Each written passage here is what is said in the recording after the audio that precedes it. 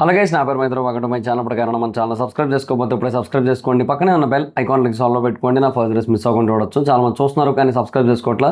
So please try to subscribe and click the bell icon also. So first of all నాకు ఎందుకు ఈ chair position తేడా ఉన్న feeling కలుగుతుంది.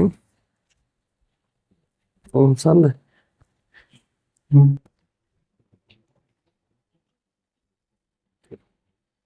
అలాగే నా పేరు మైత్రి ఒకటి మై ఛానల్ ప్రకారం మన ఛానల్ సబ్స్క్రైబ్ చేసుకోకపోతే ఇప్పుడే సబ్స్క్రైబ్ చేసుకోండి. పక్కనే ఉన్న బెల్ ఐకాన్ లింక్ సాల్వ్లో పెట్టుకోండి. నా ఫర్దర్స్ మిస్ అవ్వకుండా చూడొచ్చు. చాలా మంది చూస్తున్నారు కానీ సబ్స్క్రైబ్ చేసుకోవట్లా. So please try to subscribe and click the bell icon also. So బేసిక్గా స్పిరిట్ సినిమా చాలా అంటే చాలా ఈగర్లీ వెయిటింగ్ అందరూ దీనికోసం మనకు అందరికీ తెలిసింది.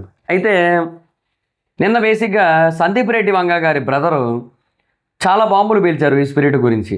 సో దాని గురించే మనం మాట్లాడుకోవాల్సిన అవసరం అయితే ఉంది. ఎందుకంటే సందీప్ రెడ్డి వంగ గారి బ్రదర్ కూడా వన్ ఆఫ్ ది ప్రొడ్యూసర్ కదా ఈ సినిమాకి.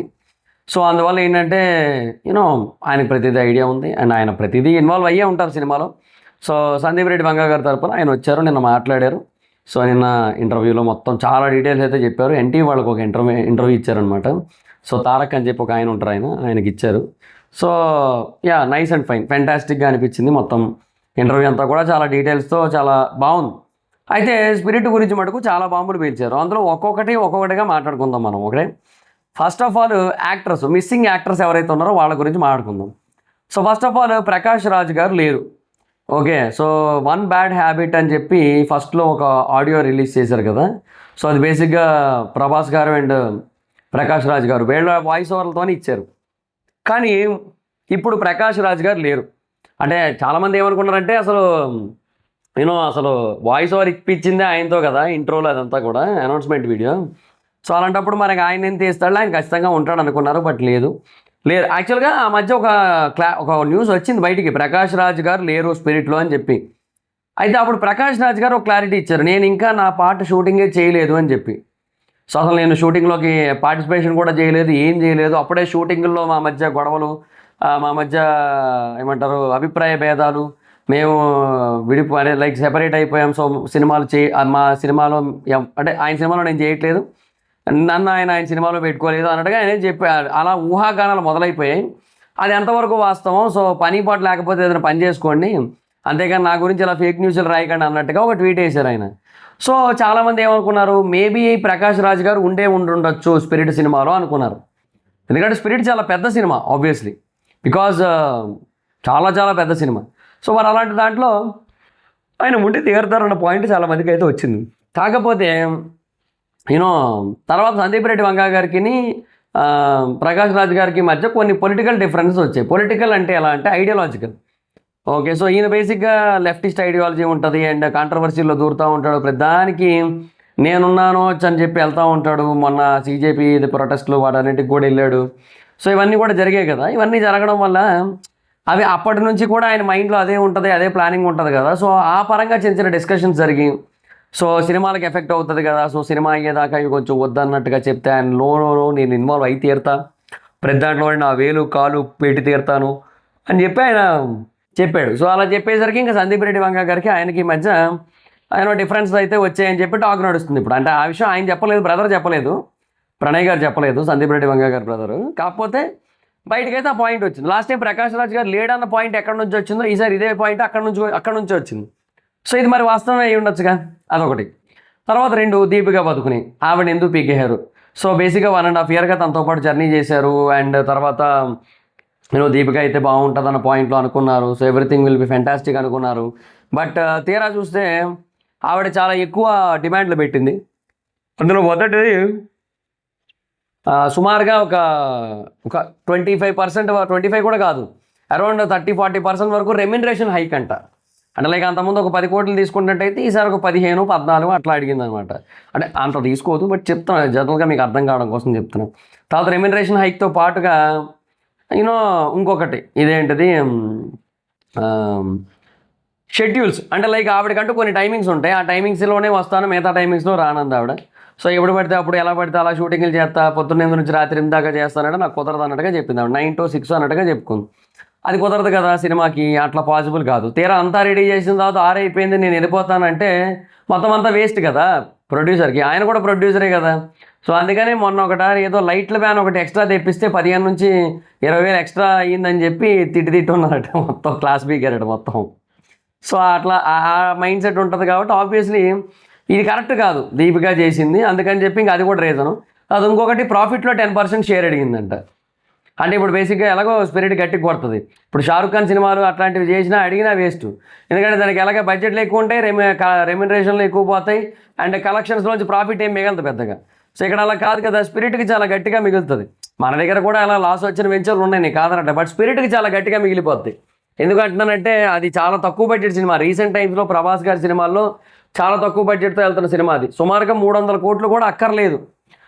రెమ్యునరేషన్స్ ఇవన్నీ కలుపుకొని కూడా 280, 270 దగ్గర క్లోజ్ అయిపోతుందని టాక్ స్పిరిట్కి. సో చాలా చాలా ప్రాఫిటబుల్ వెంచరు ఇది. బేసిక్గా ఒక 800 కోట్ల నుంచి 1000 కోట్లు కలెక్ట్ చేస్తే అసలు అమ్మ బాబాయ్ బ్లాక్ బాస్టర్ డబల్ ప్రాఫిట్స్ అన్నట్టు ఉంటుంది. నాకు తెలిసి ఇదే 1200 నుంచి 1500 కొట్టేస్తుంది ఇది, అలా ఉంది సిచ్యువేషను. సో అదొకటి. సో ఇవన్నీ చెప్పడం వల్ల ఇంకా ఆవిడనైతే పక్కన పెట్టారు.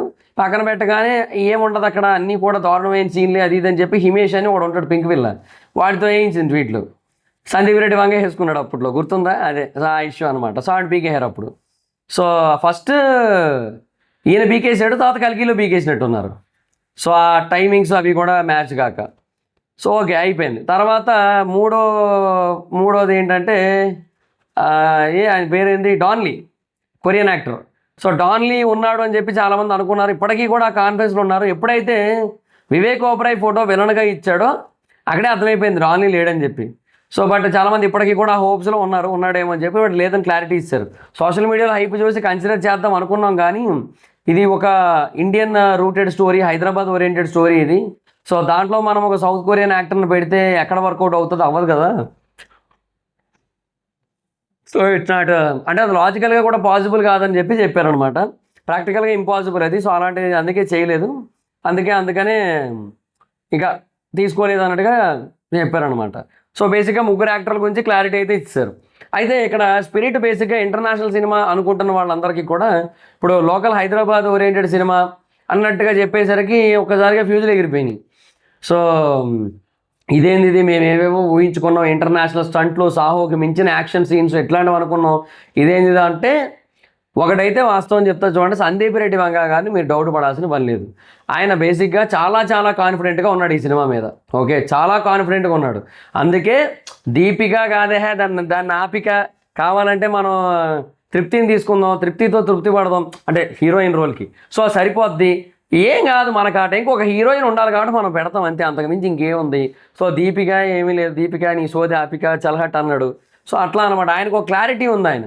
సో ఆయన బేసిక్గా ఆయనకంటే ఒక ఫ్లోలో ఒక మంచి క్లారిటీ తెలుస్తున్నాడు. Outright perfect screenplay ఉందని చెప్పి ఇన్సైడ్ టాక్. స్పిరిట్గా అయితే మటుకు బొమ్మ మామూలుగా లేదు, యానిమల్కి మించిన బ్లాక్ బాస్టర్ అన్న ఒక టాక్ అయితే నడుస్తుంది. అదనమాట పాయింట్. సో ఓకే, సో అది ఫిక్స్. ఇంకా సో ఎవరు కూడా ఇంటర్నేషనల్ సీన్స్ 1-2 ఉంటాయేమో, బట్ మరీ సినిమా అంతా ఇంటర్నేషనల్ అయితే ఉండదు, అది పాయింట్.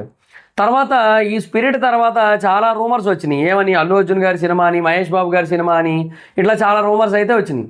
అయితే దానికి కూడా ఒక క్లారిటీ ఇచ్చారు. స్పిరిట్ తర్వాత ఇమీడియట్గా వచ్చే సినిమా యానిమల్ పార్క్ రణబీర్ కపూర్తో. స్పిరిట్ రిలీజ్ అయిన 6 నెలల తర్వాత గ్యాప్ తీసుకొని 6 నెలలు మొత్తం రైటింగ్ పార్ట్ అంతా ఫినిష్ చేసుకొని, ప్రీ ప్రొడక్షన్ అంతా చేసేసుకొని, మ్యూజికల్ సెట్టింగ్స్ అన్నీ ఫినిష్ చేసుకొని యానిమల్ పార్క్ షూటింగ్ వెళ్ళిపోతారు. ఓకే, సో రణబీర్ కపూర్ కూడా అప్పుడు కొంచెం ఫ్రీ అయిపోతాడు. రామాయణ పార్ట్ 2 అదంతా అయిపోద్ది, రిలీజ్ అయిపోయి ఫెయిల్ అయిపోద్ది, బికాజ్ అప్పటికి వారణాసి వచ్చేస్తుంది కాబట్టి. బాబుని రాముడిగా చూసిన తర్వాత మళ్ళీ ఇంకొకరు వచ్చి రణబీర్ని రాముడిగా చూస్తాడని నేను అనుకోవట్లేదు. సో దారుణంగా ఉంటుంది అక్కడ సిచ్యువేషను, మామూలు ట్రోల్స్ పడవు. ఓకే, అది వేరే విషయం. అయితే సో ఆ తర్వాత ఇంకా మళ్ళీ కొంచెం కంబ్యాక్ ఇవ్వాలి కాబట్టి యానిమల్ పార్క్ తీసుకుంటాడు. ఇంకా యానిమల్ పార్క్ వెంటనే జాయిన్ అయిపోతాడు. యానిమల్ పార్క్తో పాటుగా ఒక టైం ఉంటే సైమల్టేనియస్గా బ్రహ్మాస్త్ర పార్ట్ 2 కూడా తీసుకుంటాడు. సో ఇది బేసిక్గా రణబీర్ కపూర్ లైనప్. చాలా మంచి లైనప్ ఉంది రణబీర్కి కూడా యాక్చువల్లీ. సో మన దగ్గర మనోళ్ళకి కొంతమందికి ఎంత సాలిడ్ లైనప్ ఉందో రణబీర్ కూడా అలాగే ఉంది హిందీలో. Damn perfect lineup dude. So అదైతే మటుకు, ఎందుకంటే Ramayana part 1, part 2 and Sanjay Leela Bhansali ఇదేమో లవ్ అండ్ వార్, తర్వాత Brahmastra part 2, Animal Park, Animal Kingdom. So 1 కాదు 2 కాదే, ఆ బోర్డులు ఉన్నాయి లైనప్. సో నెక్స్ట్ లెవెల్ నన్ను అడిగితే మటుకు అది రణబీర్ కపూర్ది లైనప్ కూడా. సో లెట్స్ సీ, మరి చూద్దాం. సో యాజ్ ఆఫ్ నో ఇది పరిస్థితి. సో యానిమల్ పార్క్ అయితే వస్తుంది స్పిరిట్ తర్వాత. సో మనం మహేష్ బాబు గారిది అల్లు అర్జున్ది కాదు. అయితే మరి యానిమల్ పార్క్ తర్వాత ఎవరితో తీస్తారు అది ఇంకా ఎవరు డిసైడ్ కాలేదు. సందీప్ రెడ్డి వంగ గారే డిసైడ్ అవుతారంట ఫర్దర్గా. సో డిస్కషన్స్ అయితే అవుతున్నాయి అన్నట్టుగా చెప్పారు. సో మహేష్ బాబు గారితో కూడా డిస్కషన్స్ అవుతున్నాయి. సో ఒకవేళ యానిమల్ పార్క్ అంటే చాలా టైం పట్టేస్తుంది అబ్బా. ఇప్పుడు 2027లో ఇది రిలీజ్ ఉంది, 29లో యానిమల్ పార్క్ రిలీజ్ ఉంది, 29 ఎండింగ్కి డిసెంబర్కి. సో 29లో యానిమల్ పార్క్ రిలీజ్ అయ్యాక అప్పటికి అల్లు అర్జున్ గారు కూడా రాకా అండ్ లోకేష్ అండ్ బాసల్ జోసఫ్ వీళ్ళది అయిపోయింది, రెడీగా ఉంటారు కదా కొంచెం అవైలబుల్గా. మేబీ అల్లు అర్జున్ గారి సినిమానే తీయొచ్చేమో. ఆర్ లేదంటే మహేష్ బాబు గారు ఈ గ్యాప్లో ఒక సినిమా తీసి రెడీగా అవైలబుల్గా ఉంటే అప్పుడు సందీప్ రెడ్డి వంగతో తీయొచ్చేమో. So there is a chance for that. So ప్రతిదానికి ఒక అవకాశం అయితే ఉంది. చూద్దాం మరిక చూడాలి ఏంటి మరి పరిస్థితి అనేది. సో అది మ్యాటర్. సో దాని గురించి కూడా క్లారిటీ అయితే ఇచ్చారు. అంటే ఆయనకి ఇంకా ఏ క్లారిటీ లేదు, సందీప్ గారు కూడా క్లారిటీలో లేరు ఎవరితో తీస్తారనేది. సో అది ఒక క్లారిటీ ఇచ్చారు మనకి. తర్వాత ఇంకేమేం చెప్పారు మనకి కావాల్సిన విషయాలు అంతేనా? సో అంతే, ఇంకా యాజ్ ఆఫ్ 50% దాకా 50 డేస్ ఆఫ్ స్పిరిట్ షూట్ అయితే ఫినిష్ అయిందంట. ఇంకొక 70 డేస్ వరకు షూట్ అయితే బ్యాలెన్స్ ఉంది. Total 120 days. So 70 days shoot balance ఉంది. సెప్టెంబర్ ఎండింగ్ దాకా ప్రభాస్ గారు దొరకరు. సో అక్టోబర్లో కొంచెం బ్రేక్ ఉంటుంది, మళ్ళీ ఆయన బర్త్డేకి కొంచెం బ్రేక్ ఉంటుంది. సో ఆ టైంలో కలికి డేట్లు ఇచ్చే ఛాన్స్ కూడా ఉంది, ఒక 1 వీక్ 10 డేస్. సో ఆ తర్వాత పోయి నవంబర్ నుంచి ఇచ్చారనుకుంటే నవంబర్, డిసెంబర్, జనవరి ఎండింగ్ వరకు షూట్ అవుతుంది అబ్బా. రాదు మోస్ట్లీ ఆ డేట్కి, అందుకే చెప్తున్నాను నేను మోస్ట్లీ అది రాదు. అండ్ మోస్ట్లీ అది జూన్కే వస్తుంది. అందుకే నేను నిన్న ఒక వీడియో చేశాను.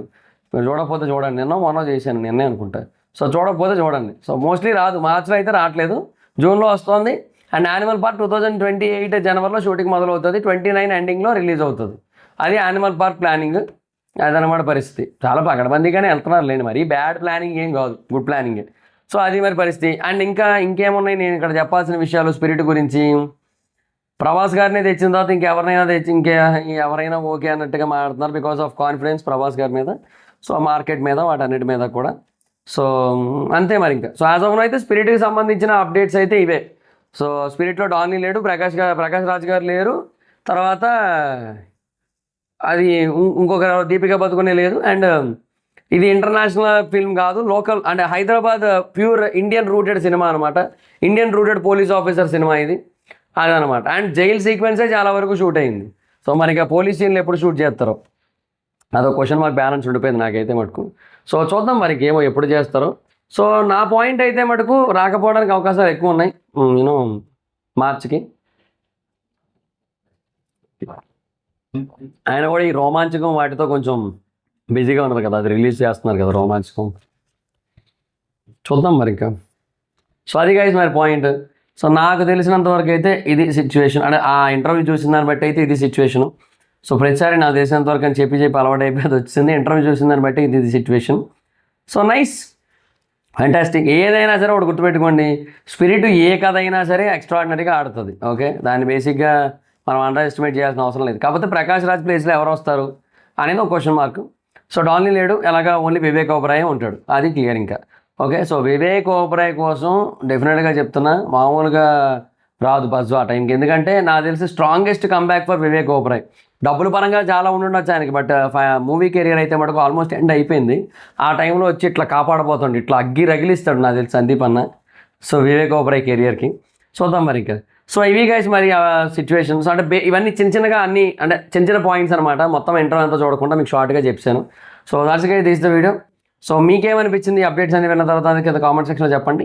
స్పిరిట్ పార్ట్ 2 కూడా ఉంది, ట్విస్ట్ అదే యాక్చువల్గా. ఇంకో అది చెప్పడం మర్చిపోయాను, స్పిరిట్ పార్ట్ 2 కూడా ఉంది. ఆయన కన్ఫర్మ్ చేయలే కానీ, ఆయన ఏం చెప్పలే కానీ స్పిరిట్ పార్ట్ 2 కూడా ఉంది యాక్చువల్లీ. కానీ అది ఎప్పుడు చేస్తారో ఆయనకే తెలియదు. అంటే లైక్ ఇది ఒక యూనివర్స్ లాగా అనమాట, same police officer dealing different cases అనమాట. సో అట్లా తీస్తారు, బట్ అది ఎప్పుడు తీస్తారో ఆయనకే తెలియదు. బేసిక్గా ఎప్పుడైనా ఒకవేళ ఓకే స్పిరిట్ 2 తీసినట్టయితే ఇప్పుడు కొంచెం బాగానే ఉంటుంది అన్న ఒక ఫీలింగ్ వచ్చినప్పుడు తీస్తారు అంతే. అది మరి situation. So that's guys this the video. So me opinion ఏంటనేది కింద కామెంట్ సెక్షన్లో చెప్పండి. వీడియో మీకు నచ్చితే లైక్ చేసి వీడియోని షేర్ చేయనప్పుడు కారణం మన ఛానల్ సబ్స్క్రైబ్ చేసుకోకపోతే ఇప్పుడే సబ్స్క్రైబ్ చేసుకోండి. పక్కనే ఉన్న బెల్ ఐకాన్ క్లిక్ ఆన్లో పెట్టుకోండి, నా ఫర్దర్స్ మిస్ అవ్వకుండా చూడొచ్చు. చాలా మంది చూస్తున్నారు కానీ సబ్స్క్రైబ్ చేసుకోవట్లా. So please try to subscribe and click the bell icon also. నా ఇన్స్టాగ్రామ్ ఐడి అవసరం అయితే అక్కడ వచ్చి ఫాలో అవచ్చు. థ్యాంక్ యూ సో మచ్ గా. Next video, bye by.